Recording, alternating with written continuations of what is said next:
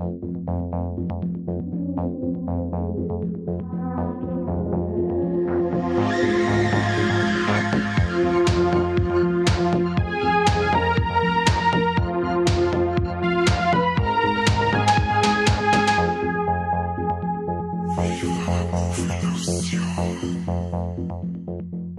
schönen guten Tag an alle geliebten HörerInnen und Hörers. Ja, ihr habt's richtig gehört, wir werden ab heute werden wir gendern. Der Mike hat das vorgebracht, er möchte das gerne umsetzen, darum müssen wir das jetzt da. Ihr seid auf alle Fälle in unserem beliebtesten Format, den Warlex des Monats April. Und da sage ich gleich mal, Warleck ist schon wieder 4 Monate vorbei. Was ist denn eigentlich los? Corby und Mike, sagt's mal was. Servus, ja, hi, na, und? Alles fresh? Na. Ich hab ein wenig so meine Listen durchgeschaut, was ich alles angeschaut habe oder was irgendwie cool war. Und es ist fast alles Hardline und das haben wir schon alles besprochen. Ich habe überhaupt nicht viel, ich sag, wie es ist.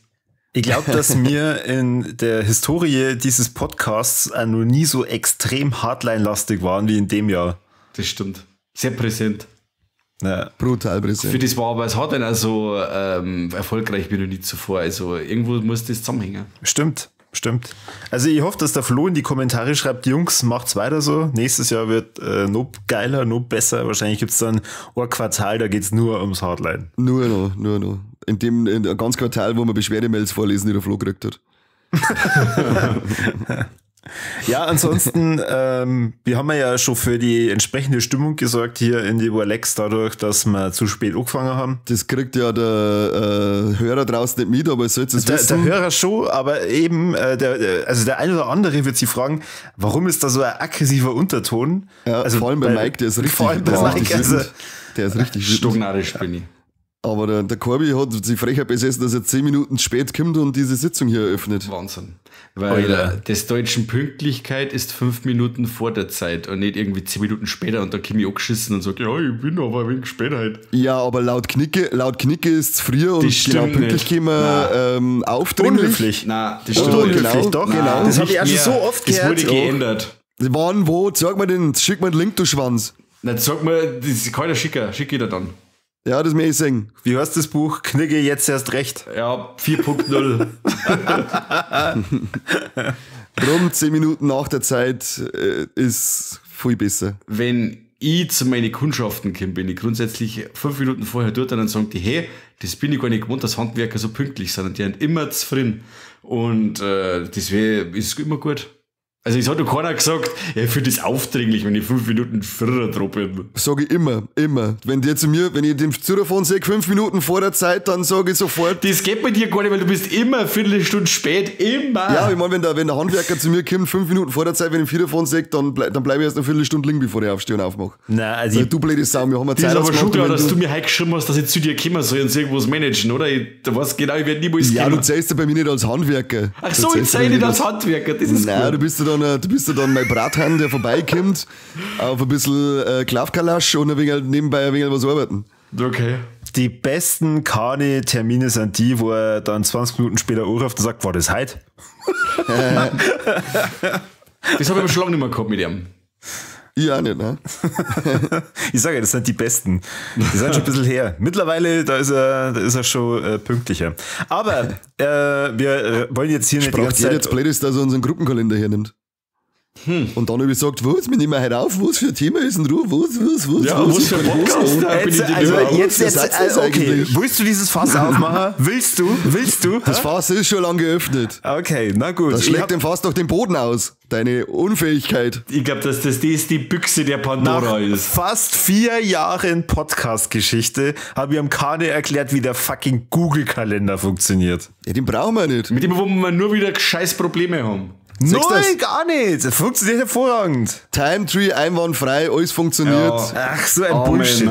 Ja, und genau. Der Wichtigere, also der Mike, der hat die Termine gehabt. Ob es du hast, war wurscht, weil das macht ja keinen Unterschied, ob du die machst. Ich hab Time Tree schon gelöscht.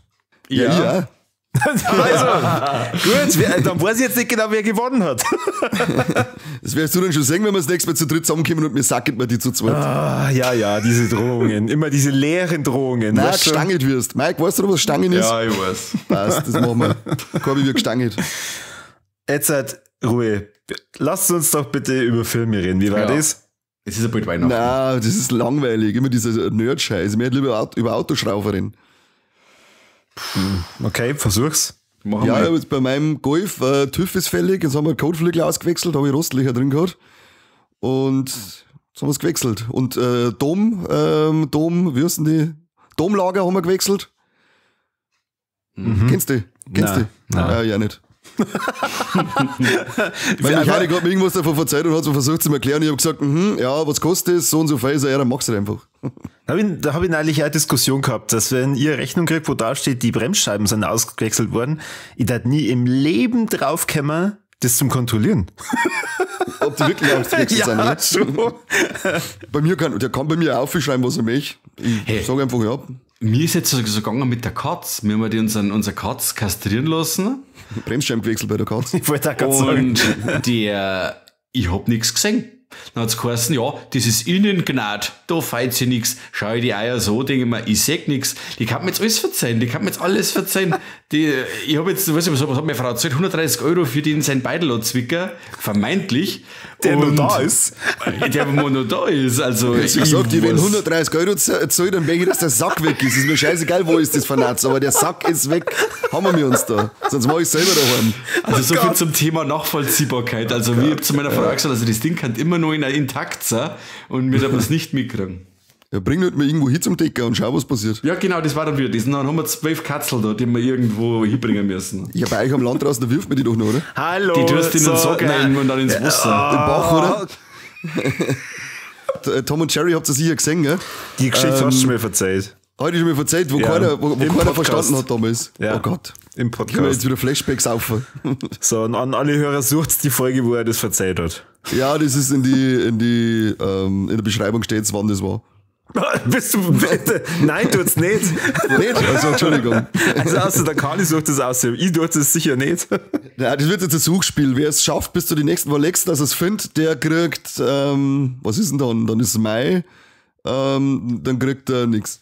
Gib mir irgendwas her, du hast doch irgendein Merchandise rumliegen, oder? Was, keine Tasse oder irgendwas? Ich hätte noch einen Viva la Move Illusion Button hätte man noch da. Den kriegst du dann. Ja, passt schon, ja. Gewinner. Hey. Ich hab nicht um ihren Button gekriegt bis jetzt. Ja, nicht.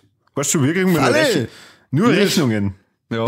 Also Corby hat definitiv einen Button gekriegt. Bei dir haben wir gedacht, du bist so ein Bauernfünfer, du tust das sowas nicht ohne. Okay. Corby ist doch ein bisschen so pseudo-punkig unterwegs ab und zu. Ja, nur weil sein Hund Campi heißt, heißt nicht, dass er punkig unterwegs ist. Ja, weil er ist eine richtige Zeckensau, so eine richtige Hausbesetzersau. Ist er. Der sitzt dann auch bald auf Sylt um. Warte noch. Woher weißt du das? Ja, das sagt man da sofort da. Urlaub ist gebucht, oder? Ja. 9-Euro-Ticket. So, ich versuch's jetzt nochmal. Probier. Wir sind eingeladen worden zu einer wunderbaren Kinostartpremiere vom Cineplex zu dem Blockbuster Winnie the Pooh Blood and Honey 2. Und ja, was soll ich sagen? Und was habe ich gesagt? Er muss besser sein wie der Erste, oder? Ja, so hast du es nicht gesagt. Du hast es jetzt mal gesagt. 100% hast du gesagt. 100%. Und ist er doppelt so gut wie der Erste? Ja, der ist 1000-mal so gut wie der erste. Ja, das ist aber nicht schwer. 1000. Das ist, als sei ich den zweiten Teil mit einem Scheißhaufen vergleichen. Also, aber er fängt schon ganz gemein an, weil du denkst da, oh nein, die haben doch nichts gelernt. Die haben anscheinend wirklich gar nichts gelernt. Aber das war irgendwie nur das Intro. Dann ist doch deutlich, deutlich besser geworden. Ja, ich sage als erstes einmal fettes Danke an den Markus vom Cineplex, dass er uns da eingeladen hat. Vielen Dank. Da gibt's Küss dein Auge, Brudi.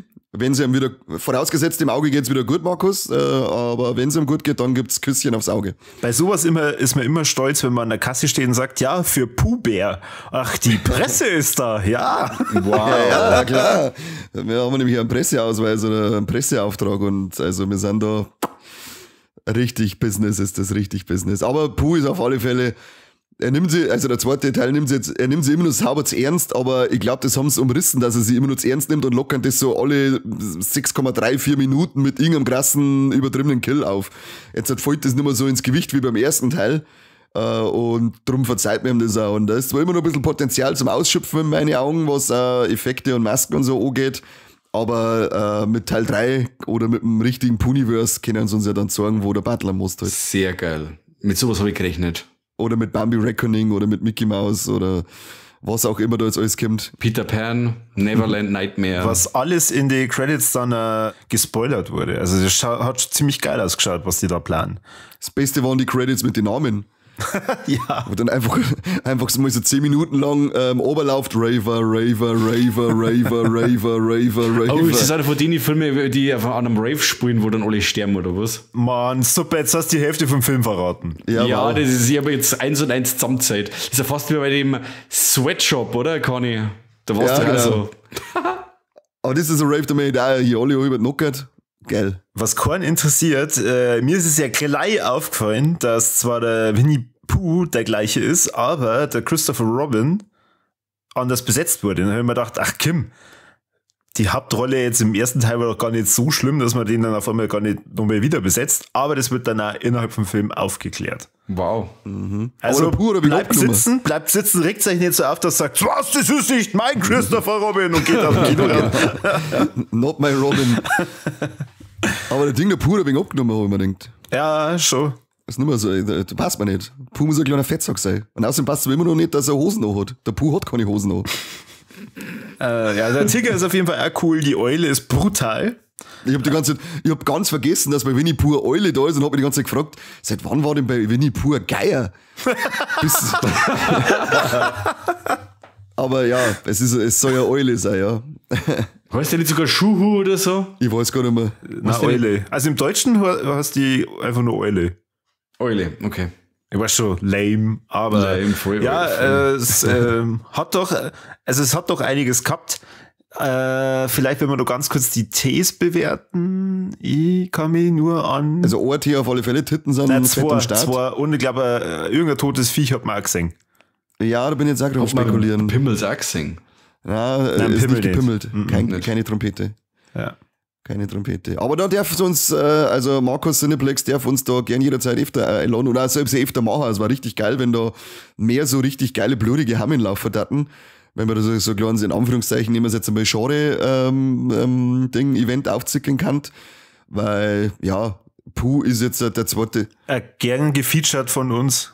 Immer gern präsentiert von uns, ja. Ja, stimmt, aber es waren ja wieder Community-Menschen da. Ja, wir haben es wieder geschafft, dass 2 Leute von uns kommen. Genau, liebe Grüße an Philipp, liebe Grüße an Beda. Ja. Coole Menschen. Tolle Menschen, ja. Wo warst du, Mike? Ja, Mike hat wieder mal mit Abwesenheit geglänzt, wie immer. Ja. Da gehst rein, denkst du, boah, die freuen sich jetzt bestimmt voll, dass sie uns sagen, und wo ist der Mike? Nein, in der Regel sagen sie mittlerweile, war eh klar, dass der nicht dabei ist. Nein, die erste Folge ist schon mal, wo er ist. Da fragen wir gar nicht mehr, wo ist der Mike? Nein. Ich tue die Spannung so aufrecht erhalten, dass wenn ich bald mal dabei bin, reißt sie Leute einfach den Kopf vor lauter Freude. Voll. Aber am besten dann bei irgendeinem ganz unscheinbaren Film. Ja. Gehen wir dann zu selbst irgendeinen Animationsfilm wie Raus aus dem Teich oder wie der geheißen hat. Der ist so schön gewesen, der war so gut. Fetten Viva la Movilusion Ausflug zu Raus aus dem Teich und der Mike guckt da vor mir drin und alle völliger Mindfuck. Habe ich nicht gesehen, Raus aus dem Teich, habe aber schon öfter gehört, dass das der ist so gut, ich habe nicht schon zweimal gesehen, also der ist hervorragend. Das ist schön, so ein Scheiß, den kannst du zweimal anschauen, aber wenn es heißt, schauen wir uns das und das für einen Podcast an, nein, da habe ich keine Zeit, dass ich das nochmal anschaue. Ja, ob ich jetzt mit den Kindern auf der Couch sitze und schauen wir die so, oder ob ich mit dir irgendwo in der Gegend umeinander gucke, ist ja was anderes. Ja, da war ich lieber 8-mal mehr mit mir unterwegs als mit dem Kind. Das glaube ich, dass du lieber mit dir selber unterwegs warst. Gott, wahrscheinlich da eine Anzeige gegen sich selbst wahrscheinlich. Was hast du gesagt? Ja, Anzeige sich selber stangen. Ja, genau. Wieder der Klassiker, an Kani haben sie wieder mal irgendwo aufgearbeitet auf der Straße, weil sie sich selber gefotzt hat. Und hat sich selber angesagt, ja. Genau. Ja, hat sich wieder mit sich selber gestritten, der Trottel. Was natürlich jetzt alle interessiert ist, was ist denn aus diesen 100% geworden, von denen der Mike das letzte Mal erzählt hat bei Winnie the Pooh? Und, Mike, was ist draus geworden? Von Rotten Tomatoes. Ja. Ich weiß nicht, wo steht jetzt drin? 55%. Boah. Ja, Critics oder Audience. Pöbel. Das linke oder das rechte? Überzeugen. 55 überzeugen. Kapierst du nicht, was ich möchte, was sage? Was denn? 55 der 31 bei Rotten Tomatoes gelisteten Kritiker überzeugen. Ja, aber was sagt denn der Audience dazu? Was denn ich? Das steht daneben. 36 von 100 möglichen Punkten. Kann das schon mal mehr wie 5. Eben. 80% ist der Audience Du Score. spinnst! 80. 55 und... Geil. Jetzt bin ich heiß. Hä, was steht denn da auf funktioniert. Wikipedia?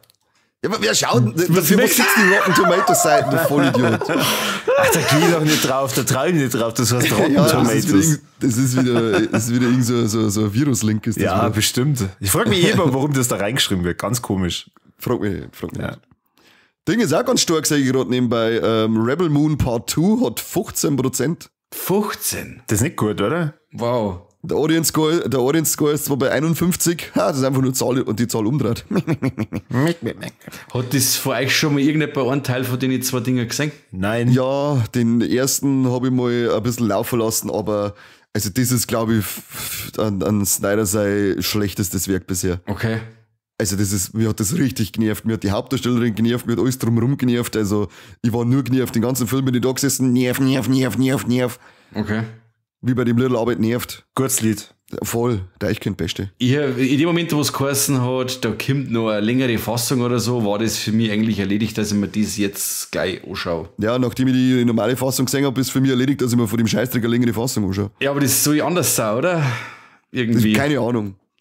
Also wenn es in die Richtung geht wie Justice League Snyder Cut, dass man einen komplett anderen Film kriegen, dann lass es mir eingehen, dann schau es mir nochmal an. Ja. Aber diese Grütze, die schaue ich mir sicher nicht nur in einer längeren Fassung an, geschweige denn in den scheiß zweiten Teil. Interessiert mich ein Dreck, wie der ausgeht. Und was geht's denn da genau? Frag mich nicht. Hä, du hast doch den ersten Teil gesehen? Ja, aber ich hab nicht mehr aufgepasst, weil es mich irgendwann genervt hat. Okay, also du weißt Es dann ist, nicht, auch, es ist wirklich ob so... Rebellen vorkommen nur ob das auf dem Mond spielt. Das weißt du Es halt ist nicht. so Pseudo, man merkt halt irgendwie, dass das hätte in einem Star Wars-Universum platziert werden können. Okay. Aber du bist halt auch irgend so eine Tante auf irgend so einem Wüstenscheiß aus Planeten, dann kommen, ist eigentlich ähnlich wie Episode 7, dann kommen dann auch so Bäse hier und schießen umeinander und dann sind jetzt unterwegs und ich denke mir die ganze Zeit nur, was wollt's denn eigentlich von mir? Lasst mich einfach in Ruhe mit dem Scheiß. Mensch, krass. Echt, Mensch, ja. Das war eigentlich ein Wort Dreck, hätte ich es im April gesehen. Okay. Hat einer von euch ein Wort Dreck? Ja, ich hab tatsächlich eins. Das letzte Mal zum Bäcker gefahren und mir schnell ein Sandwich geholt und ich weiß nicht, was die Scheiße soll, dass mir die Sandwiches gerade halber durchschneidet. Das regt mich richtig auf. Hä, wie also, halbert? Also ja, nicht, das, nicht ganz. also das Baguette-Ding, weißt du schon, so Ja. da längs und dann wird die eine Seite nicht durchgeschnitten und dann wird alles so auf eine gestopft und dann ist halt das Sandwich nur total überfüllt auf der einen Seite. Alles fällt da aus, da kannst du gescheit abbeißen. Ich weiß nicht, welchen Vollidiotenbäcker, dass diese Kacke eingefallen ist. Subway? Nein, stimmt. Das war ein stinknormaler Hammelbäcker in ihm. Nein, du hast gerade gefragt, wem drin. ist das eingefallen? Ja, Subway ist das eingefallen. Und Nein, die haben sie vorher schon so gemacht. der Sinn dahinter ist, dass wenn du praktisch das dann so nimmst, dass die nicht offene Seite unten ist, dass die Genau. nichts rausfällt. Ja, aber das eigentlich ist trotzdem gar nicht blöd. behindert. Wenn ich diese längliche Scheißding da hab unterm Fahren, das kann ich jetzt nicht essen. Also. Ich möchte von vorne, ich hab ein Baguette, wenn wir von vorne ins Maul reinschieben. Unterm Phone darf man gar nicht essen. Eigentlich ist das tatsächlich echt genial. Also Mike hat schon das ist recht. richtig Also, dumm. das ist, nervt mich richtig. Ich find's auch gut. Nervt mich richtig.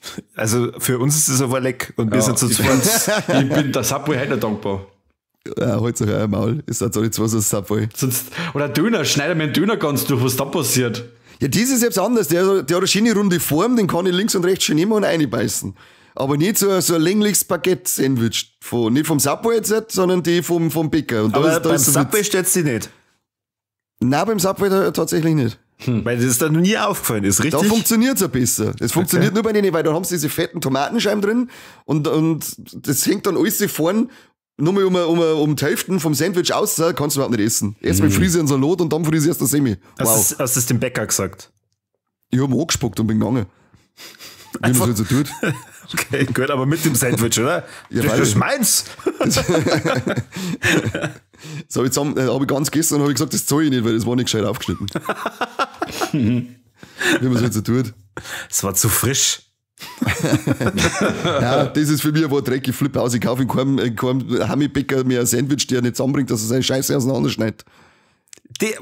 Also für die sind Sachen Dafür hat er schlimm. seine Halterpapiere mit drin. Da ist so Papier drinnen, wo das dann schon drin liegt, dass mir nichts in die Tinte reinfällt, dann kann er es wenigstens gescheit durchschneiden. du wärst der schlechteste Politiker oder der Beste, den es gibt, weil du das so einen Dreck bis vor den Bundestag einzerren und das darf nicht mehr sein und raus mit den Bäckern. Das kann nicht sein. Das wird unter Strafe gestellt ab jetzt, wenn man das Sandwich nicht mehr ganz durchschneidet, bayernweit. Und während die dann solche Scheißdinger vor das Bundesverfassungsgericht ziehen, schimpfe ich weiterhin, dass wir Steuergelder für totalen Mist die ganze verbrassen. Genau, und alle anderen Länder haben dann Angst vor Deutschland, weil die sich denken, okay, die befassen sich mit so einer Scheiße. Oh, die gehen richtig ins Detail, da müssen wir richtig aufpassen, sonst dann... Da traut sich keiner mehr an der Grenze seinen Ausweis wegschmeißen und bei uns dann eine wandern. Gut. Das war auf alle Fälle mein Dreck, weil ich unterm Phone so viel geflucht habe, dass ich eigentlich stehen bleiben hätte müssen. Oh Mann. Gibt's euch doch. Dein Leben. Ja, das möchtest du nicht haben. Kein Schwanz ist so hart wie mein Leben. Ist es jetzt eigentlich traurig, dass du so extrem jähzornig bist? Nein, es ist traurig, dass die Bäcker mich so machen. Okay. Das heißt vielleicht, so kein Bäcker mehr gehen. Nein, tu ich eh nicht mehr. Bäckerfreie Zone. The system made me do it. Ja, the Bäck made me do it. Ich kaufe jetzt nur noch in die Aldi-Backautomaten rein. Du bist das, was der Typ aus Falling Down im Burgerladen ist, oder? Das bist du beim Bäcker drin. Ja, genau. Ganze Bude über die geschossen. Super, gut. Ja, aber auch zu Recht. Habt ihr euch jetzt nicht aufregen müssen im April? Nein, nicht einmal. Echt? Doch, ich schon. Und zwar? Aber soll ich jetzt schon wieder was verzeihen? Mike, Kim, verzeih du erstmal nur was anderes. Ich soll mir über den Film schmerzen. Ich habe nämlich etwas ganz Obskures gesehen. Das war zur Abwechslung richtig verrückt. Ja, ich rede jetzt über den Film. Hast du ein Sandwich gegessen zu dem Film? Nein. Da ist, Hast du Sandwich gemacht der zu war dem Film? so gruselig, der hat mich so gehabt bei den Eier, dass ich eigentlich gar keine Zeit gehabt hätte, was zum Essen. Und zwar kommt der Film bei uns erst raus im Kino und nennen sie, ich muss von vorne anfangen. Der Film nennt sie Knock, Knock, Knock. Der läuft doch jetzt erst im Kino, oder? Ja, ich hab den schon gesehen, den gibt's ja seit einer Zeit in Amerika, der heißt im Original Cobweb. Und ich hab mich geweigert, dass ich mir das Teil dann ins Regal stelle mit dem Namen Knock, Knock, Knock.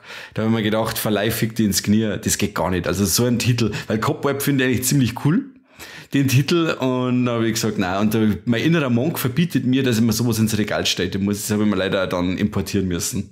Und für mich ist das eines von den großen Horror-Highlights 2024. Also ich fand den dermaßen gut. Man sollte auf alle Fälle von dem Film nicht viel wissen. Ich habe jetzt, wie gesagt, auch keinen Trailer gesehen. Ich weiß nicht, inwiefern der Trailer schon Sachen vorwegnimmt.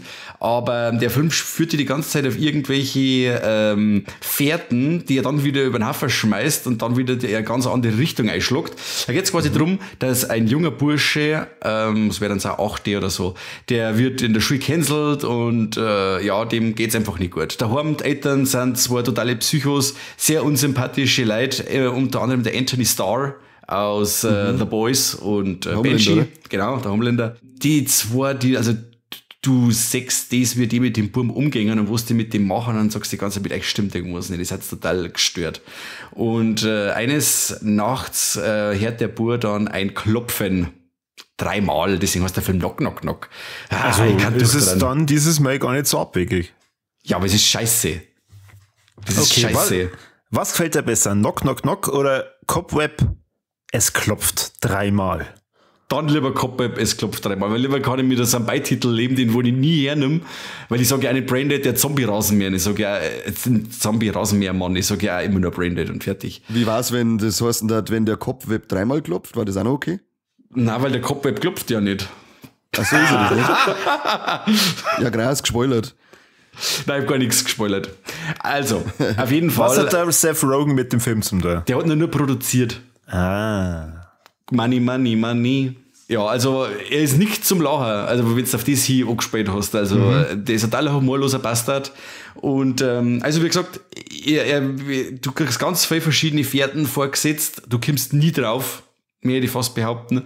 Und jede Wendung, die er da reinhaut, wo du wirklich auch sagst, wow, mit dem habe ich auch nicht gerechnet. Der Schluss dann Wahnsinn, also es ist fast schon ein Stilbruch, der Schluss, also da musst du wirklich sagen, durch das, dass man eigentlich das gar nicht am Schirm hat, so wie es dann ausgeht, war das fast der Stilbruch, weil der Film ja eigentlich im Endeffekt recht, wie soll ich sagen, eher gemütlich inszeniert ist. Der hat jetzt nicht viel Action und hin und her. Er ist immer gruselig und es gibt immer was zum Singen, aber er ist jetzt nicht mordsmäßig hektisch oder irgendwas. Und am Schluss sagt er dann, was er kann und zieht nochmal die Schraube so richtig an. Und deswegen wirkt das Ende so, ja, das überfordert einen dann fast ein bisschen, weil das Erzähltempo bis jetzt eigentlich ein recht gemütliches war. Ja, also Schauspieler voll gut, allesamt. Anthony Starr macht da wirklich Angst. Da gibt es ein paar andere Charaktere, kommen noch dazu zu dem ganzen Szenario, da was du sagst, Wolleck, ob die jetzt da rauskommen, ich weiß es nicht, weil der wirklich so gestört ist. Sowieso, ich glaube, dass der ein echter Psychopath ist. Ich glaube es auch. Ich müsste mir heute auch nochmal Banshee anschauen, weil wie man der Typ, wie das der Hauptcharakter sein hat können, der Sympath, weil wenn du das jetzt, ich habe jetzt die letzten Jahre nur noch bei The Boys gesehen und da ist er voll das Arschloch und also wirklich als eine Figur, die mir wirklich Angst macht, weil wenn du sagst, hey, wenn du jetzt wirklich so einen Superman da hast, der da so unberechenbar ist und eigentlich da kann, was er mag, das ist schon Wahnsinn. Und der macht es da in dem Film ähnlich. Also es ist beängstigend. Atmosphäre cool, der Soundtrack kann ein wenig präsenter sein, das ist ein wenig so, ein wenig unspektakulär. Aber wie gesagt, wenn der Film im Kino läuft, schaut's ihn euch an, er war wirklich cool. Und aber der Titel ist halt wieder so richtig generische Scheiße, das nervt mich. Genauso wie ich mal zum Beispiel dieses Steelbook holen habe müssen von The Predator, weil ich Predator Upgrade so behindert fand, dass ich mir das Ding nicht ins Regal stellen habe können. Es tut mir leid. Echt? Aber da war unser Steelbook, glaube ich, schöner, oder? Ich habe das Orange mit dem außergerissenen Predator-Kopf und dem Arm. War das, dann gibt's ja noch, habe ich das auch oder habe ich das mit dem Totenshell, mit dem, du hast das mit dem Totenshell, das ist das Deutsche. Predator Upgrade. Servus Daichi. Ja, aber Predator Upgrade ist jetzt nicht so extrem schlimm. Das schwul ist das. Du bist schwul. Deine Mama ist schwul. Okay. Also volle Empfehlung. Also wirklich volle Empfehlung. Kann man von dem Film überhaupt noch nichts mitgekriegt gehabt und dann schaue ich sowas noch im Kino läuft, dass man sich noch anschauen kann und dann habe ich den gesehen und habe gedacht, ja, why not? Ja, das ist jetzt irgendwie interessant und dann kommt der daher und sagt, dass er gut ist. Dann muss ich ins Kino gehen. Ja, musst schon. Achso, der kommt jetzt gerade ins Kino, oder was? Er kommt jetzt dann, meine ich, oder? Ja, ich glaube schon. Der müsste die Woche, oder? Also jetzt Anfang Mai. 1. Mai. Siehst du das? Also Leute, die, wo ja wieder eine Mobilisation ein Herz zuerst. Ja, am Tag der Arbeit, los. Aber die Folge kommt jetzt so spät schon wieder aus, dass wahrscheinlich schon wieder gut ist, oder? Ja, Corby wieder stinkfaul ist und nichts tut. Stimmt, war zu spät. Hallo. Mann, ey. Scheiße. Verdammt. Aber wie gesagt, wenn es das Herz, dann läuft ja sicher noch und dann schaut es euch an. Und dann sagt es zum Mann da am Kino, am Tresen, sagt es, jetzt Cobweb anschauen, nicht den Knock, Knock, Knock. Wenn der Kopf weg dreimal... Cobweb, jetzt erst recht. Ja, genau. Voll abgekopfwebt. Genau, weiter der nächste, bitte. Corby, jetzt verzeih du mir jetzt. Vor kurzem ist so ein ganz junges Studio 100 Jahre alt worden. Und dann haben die sich gedacht, wir haben ja schon mal ein paar Zeichentrick- und Animationsfilme veröffentlicht. Jetzt hauen wir zum 100-jährigsten so einen richtigen Kassenschlager raus. Also brutal. Mit lauter neuen Ideen, nun die da gewesen. Und der Film heißt Wish von 2023. Ist jetzt seit ein paar Wochen auf Disney Plus. Und der, ist eigentlich, wenn man sich jetzt eben das nochmal in Erinnerung ruft, 100 Jahre Disney, die haben ja wirklich nochmal alle Stellschrauben gedreht, die es da irgendwie gibt und haben sich gedacht, jetzt sagen wir mal, was wir kennen, war das irgendwie total belanglos. Also, brutal. Bin ich bei dir. Ich habe noch nicht gesehen. Belanglos ist nicht? Genau das der richtige Terminus. Ich weiß nicht, weder songtechnisch noch von den Bösewichten her, von der Story her. Nicht einmal die Ziege fand ich witzig. Ja, überhaupt nicht. Nach Tor 4 gibt es ja nie wieder lustige Ziegen. Die sind schon cool. Die sind schon lustig. Ja, aber, super lustig. Aber nein, also irgendwie, es werden an einem Stück nur Charaktere in der ersten Hälfte des Films eingeführt, wo ich mir dann irgendwann denke, ja, also sind die jetzt nett oder sind die eigentlich scheiße? Gerade Freunde von ihr, wo ich mir dann gedacht habe, okay, der verrät die jetzt Vollgas. Was ist da los? Ja, voll das Arschloch ist er. Ja. Und dann, also eigentlich das Beste in dem Film sind die Credits, weil in den Credits dann wirklich von diesen 100 Jahren Disney so diese ganzen Helden dann kämmern aus den verschiedenen Filme. Ich habe dann festgestellt, ich kenne da ein paar nicht, also sowas wie Die Kühe sind los. Ja, wer hätte das gedacht? Warum kennst du Die Kühe sind los? Ja, auf alle kenne ich Die Kühe sind los. Du musst die Leute schon verzeihen. Auf alle kenne ich Die Kühe dass sind los. Dass die nicht kämmern. Was? Wer kommt nicht? Ja, es kommt ja in dem Trailer in dem Abspann an nichts. Der siehst nur diese Zeichnungen. Doch, es gibt danach nochmal Post-Credit-Scene. Ja, was war da? Da sind die Kühe los. Na, da sitzt dann so ein alter Typ und spielt dann die... Ja, das war ja ganz toll. Das war ja richtig, das war ja herzzerreißend, war das. Was spielt er denn? Also das Cooler war noch, cooler, aber es war auch schon überflüssig, und zwar dieser Cameo vom Peter Pan. Da haben wir gedacht, was soll denn der Scheiß? Wo haben wir den jetzt? Also so richtig schlecht einfach, so richtig schlecht. Da kann ich gern jetzt schon, obwohl er überhaupt nicht weiß, über was wir reden. Mir spricht ja irgendwie, mir hat der, als ich den Trailer gesehen habe und so, mir hat der von Anfang an überhaupt nicht interessiert, der Film. Keine Ahnung. Ich weiß nicht, wo er ist handwerklich wieder einwandfrei. Also von den ganzen Animationen, vom ganzen Ding her, das Niveau ist wieder Weltklasse. Das ist so, wie man es bei Disney einfach kennt. Es gibt einen Haufen Action, also vor allem in der zweiten Hälfte, da geht es eigentlich schon so ziemlich rund. Aber weißt du, was dem abgeht, ist einfach Herz. Ja. Und das ist das Problem. Und Ideen. Und Ideen, richtig. Ich schaue mit meinen Kindern momentan endlos Schleife Vajana. Das ist momentan der heiße Shit. Und ich glaube nicht, bis bei uns da haben zur Rundgang ist, was geheißen hat, jetzt kommt im Dezember der zweite Teil. Und Realverfilmung? Und Realverfilmung? Wobei das Vajana ist aber echt super schön.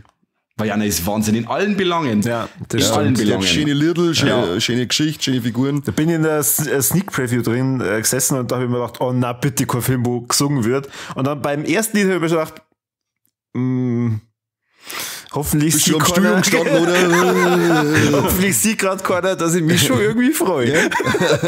So Freudentränen im Gesicht, gerade am Stuhl gestanden, Spätzle AC, Ich habe noch nie so schöne Songs gehört.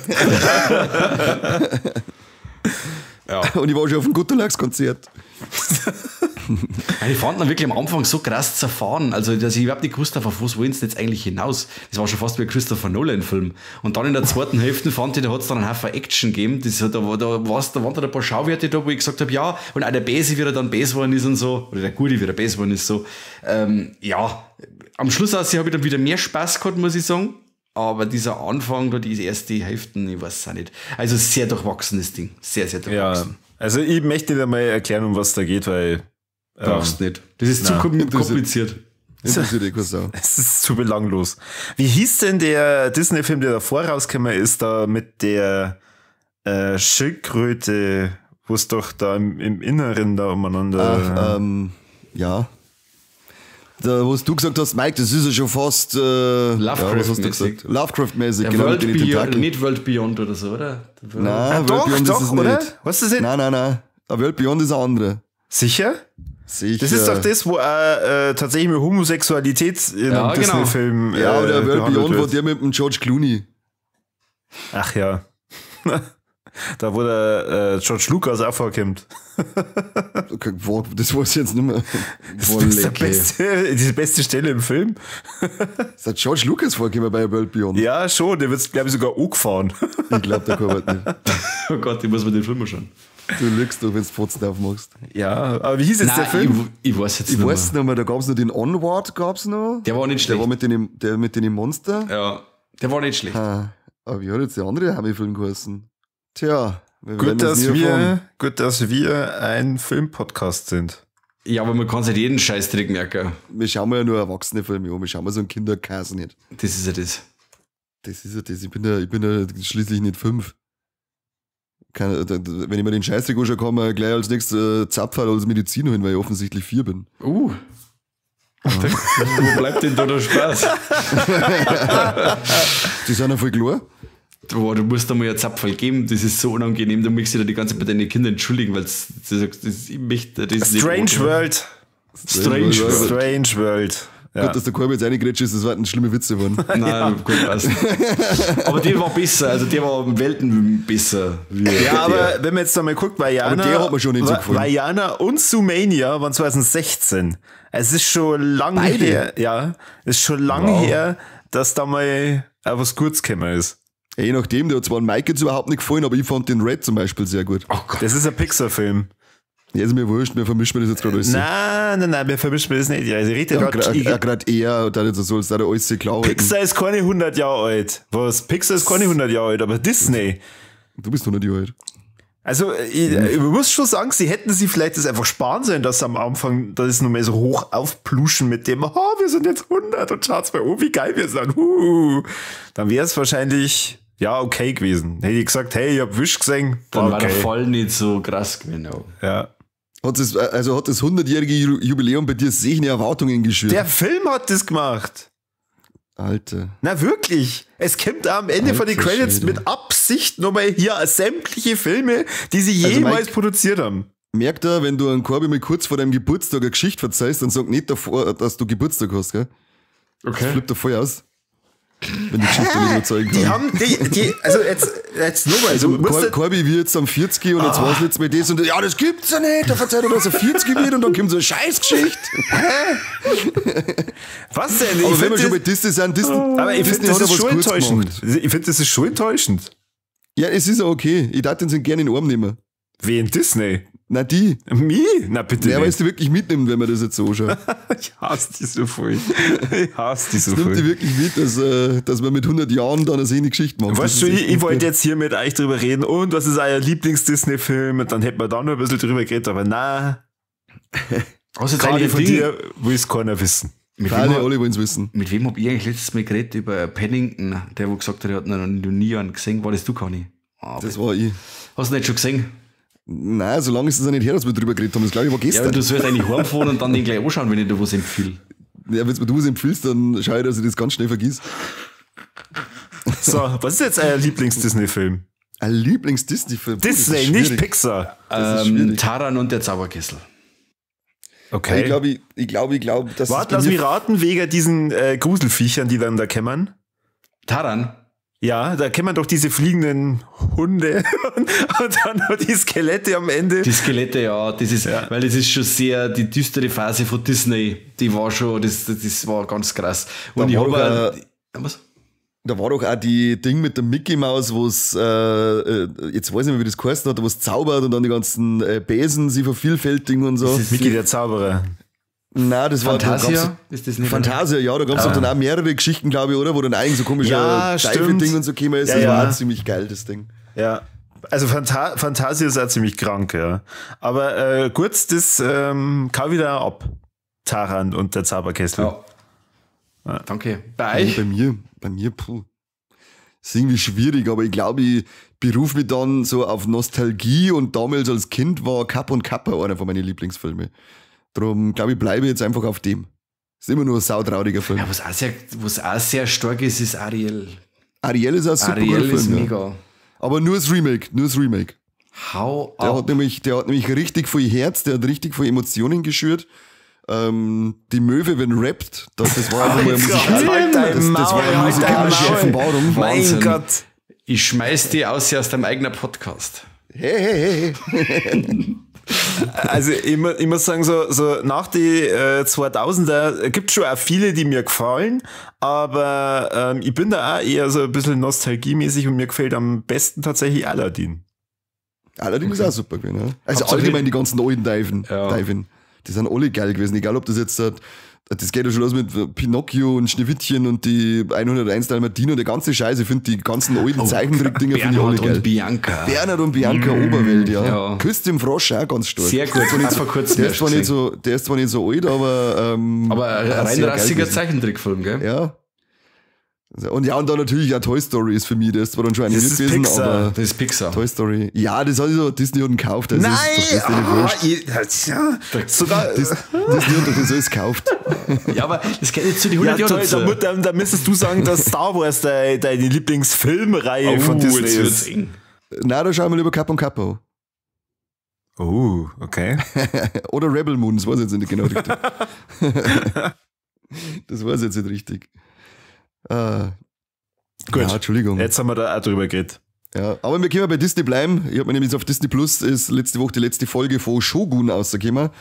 Und ja, leck mich am Arsch. Also das glaube ich wird heuer ganz, ganz schwer, dass man die Qualität von der Serie nochmal irgendwie übertrumpft. Das Einzige, bei dem ich es mir vorstellen kann, war die zweite Staffel House of the Dragon. Die kommt ja mal im Sommer.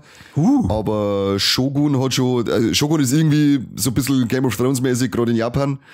Und was auch schon wieder richtig traurig ist, dass anscheinend keine zweite Staffel geben wird. Das macht mich schon wieder sehr traurig. Vielleicht ist sie abgeschlossen, ne? Ja, es ist im Prinzip, das ist eine Buchreihe, aber das sind, ich glaube, 5 Bücher und die erzählen in jedem Buch immer eine eigene Geschichte. Und deswegen kannten sie halt entweder so eine Anthologie draus machen, wie bei American Horror Story mäßig, aber es war halt trotzdem, die Figuren sind wirklich, das sind wirklich super geile Figuren. Und ich hätte halt einfach nur weiter so diese ganze Geschichte bis zu dem Shogunat als Serie dann gesehen, weil da kann man noch. Und warum geht der Rotz nicht weiter? Was ist denn wieder los? Ja, weil es eben die ganze Geschichte aus dem einen Bierchen ist da erzählt. Okay. Das und ist, mehr traut man sich nicht zu. Also man kann wesentlich mehr verzeihen, weil der ganze große Krieg und so weiter, der halt um dem es halt oft geht, das ist ja alles da noch nicht passiert zu der Zeit, als die Serie dann aufhört. Das ist jetzt praktisch nur so ein Teilbereich aus der ganzen Geschichte rauspickt. Aber also ich hoffe noch, dass diese unglaublich, weil die wird ja überall abgefeiert ohne Ende, dass das Feedback gelangt, dass sagen, hey, erzähl mir die Geschichte weiter bis zu dem Krieg. Okay. Weil das ist wirklich von den Effekten her, schaut unglaublich geil aus, geile Kulissen baut, alles viel handgemacht, wenn es brutal wird, wenn es Gewalt gibt, dann ist es halt auch richtig brutal, das wird da wieder draufgehalten. Und ja, geil, Leute. Richtig, richtig geil. Kann ich nur jedem empfehlen. Das einzige Manko, was für manche Leute wahrscheinlich geben wird, ist halt das, dass die halt ständig Japanisch reden und da musst du halt mitlesen. Aber die Lage ist, wer Narcos gesehen hat, der ist das schon gewohnt. Oder wer Animes schaut. Oder wenn du sagst, du hast schon lange ein Buch mehr gelesen und dann, wenn du die Serie geschaut hast, kannst du sagen, ja, jetzt habe ich auch endlich wieder mal was gelesen. Jetzt habe ich wieder, hast fast ein Bier gelesen. Oh.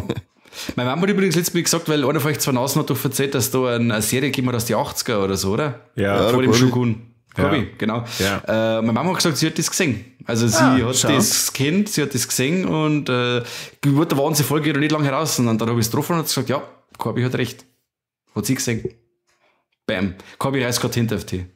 Der Mama ist ein Hundling. Hey. Die kennen sie aus. Der Mama ist vom Fache. Ja. In der Zwischenzeit habe ich gegoogelt, wann House of the Dragon rauskommt. Und zwar am 17. Juni und leider wieder 2025. exklusiv. Nein, leider wieder exklusiv auf WoW. Wieder allen Erwartens, nachdem Game of Thrones und die erste Staffel auch exklusiv auf WoW erst angelaufen ist. Ja, ich sage ja leider. Das überrascht uns jetzt alle, Corby. Ich wollte doch damit einfach nur sagen, dass ich mich darüber nicht so freue. Also, aber ich dachte, du bist herzlich bei mir eingeladen, Corby, dass du zu jeder Folgenpremiere kommst und das mit mir anschaust, weil ich hab WoW daheim. Dann kannst du sagen, wow, danke, dass du mich eingeladen hast, Conny. Da hast du einen Zehner pro Folge. Da hast du einen Zehner, ja. Genau, richtig. Ich kaufe da was Zehner pro Folge. Nein, ich habe jetzt gerade ein Angebot noch, habe ich mir noch gerade ausgelassen. Jetzt ist WoW für ein Jahr um die Hälfte billiger, also gelang der 5er, Corby. Wow. Ja. Just for you. Aber schau dir Shogun nur, dir kann es auf alle Fälle gefallen, Corby, weil du bist ja so mit Animes und so weiter unterwegs. Und glaube ich, kannst mit dem Japsenzeiger ein bisschen was anfangen. Es ist auf der Watchlist. Ich muss aber erst noch Fallout fertig gucken. Okay. Oder? Wollig, Triple Wollig, oder? Ja. Alter Schwede, ist das gut umgesetzt. Ich hab's jetzt heute nicht dabei, weil man dachte, Fallout kann man in Talkthrough auch mitnehmen. Ja, freilich. Die guten Sachen, da wir da verwurzen in einem Blädelkrampf da.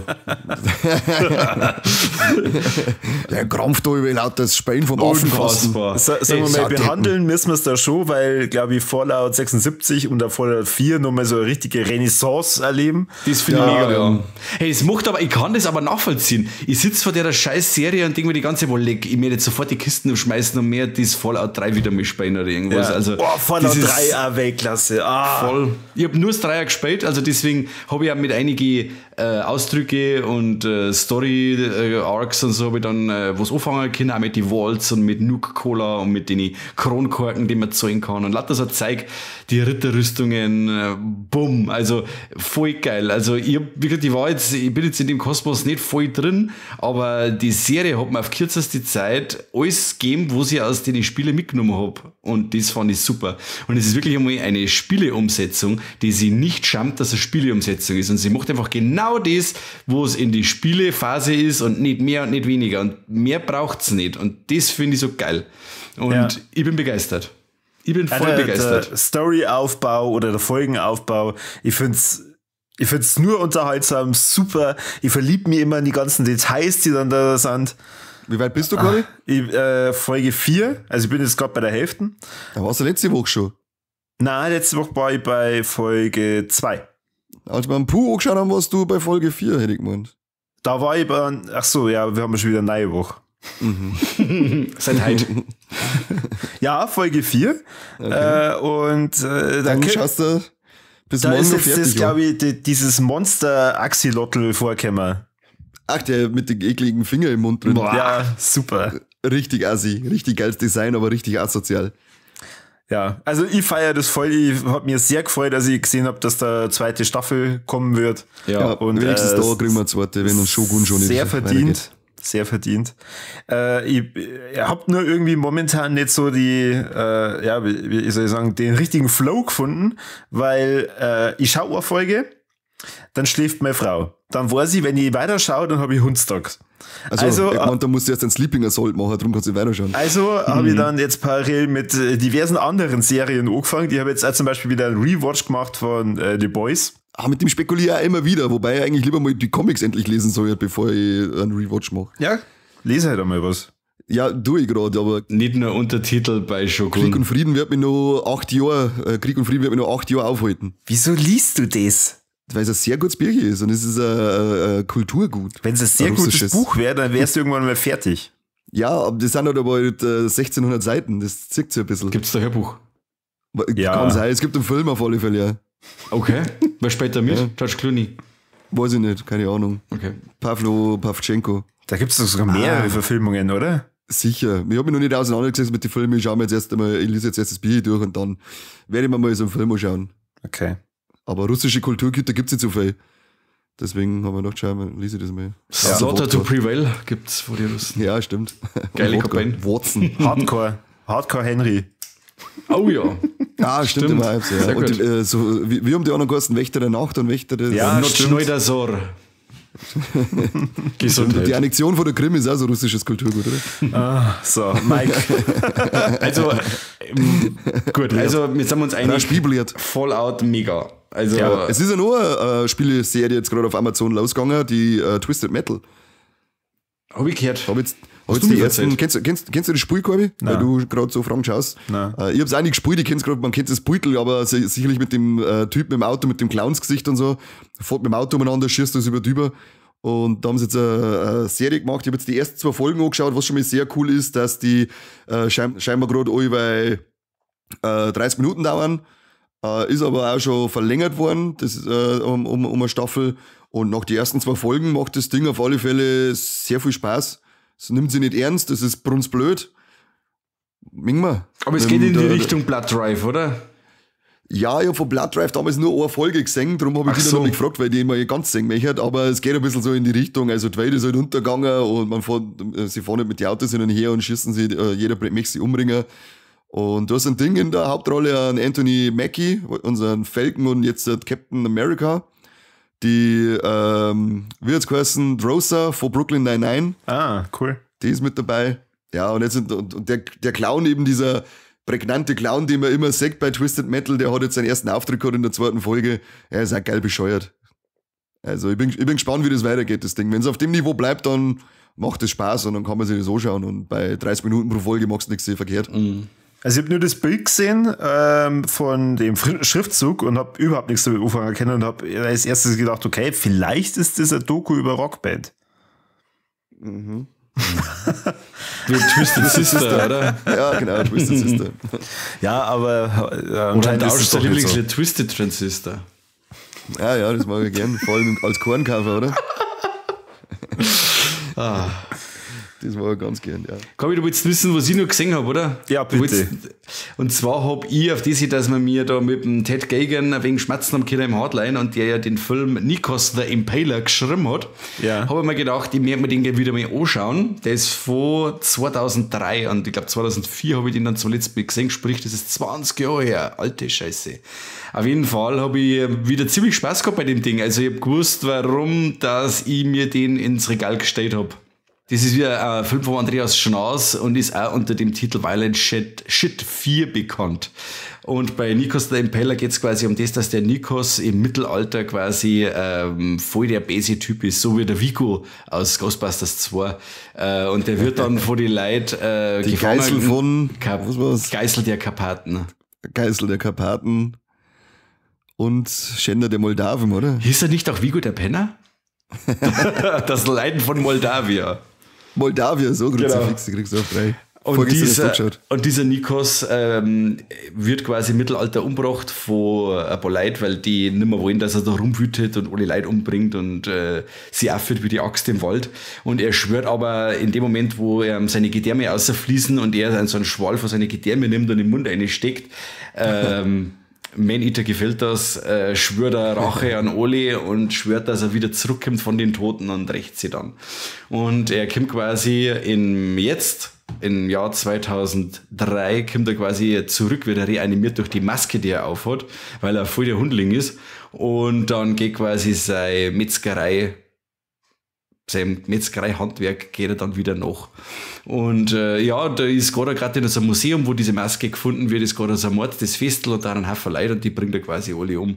Also wenn man einen brutalen Bodycount, da laufen einem ganz schön viele Leute vor sein Schwert und das Geile ist mit seinem Schwert, das ist voll das riesige Plastik drum, schaut voll geil aus. Und dann jetzt, wenn das Schwert schwingt, dann hört sich das so wie ein Flugzeug fliegen. Hab ich gelacht, das war mega. Was dingen sie sich denn damals, wenn sie eine Soundeffekte einspielen? Was dingen wir da? Ja, voll geil. Und vor allem, das Ding hat so richtigen Troma-Charme wieder. Also das schaut richtig, günstig aus, aber mit Herzblut gemacht. Und zu allem Überfluss später dann noch der Lloyd Kaufman zum Beispiel mit oder Felissa Rose aus Sleepaway Camp oder der Bela B. Felsenheimer hat einen Auftritt von den Ärzten. Echt? Der Bela?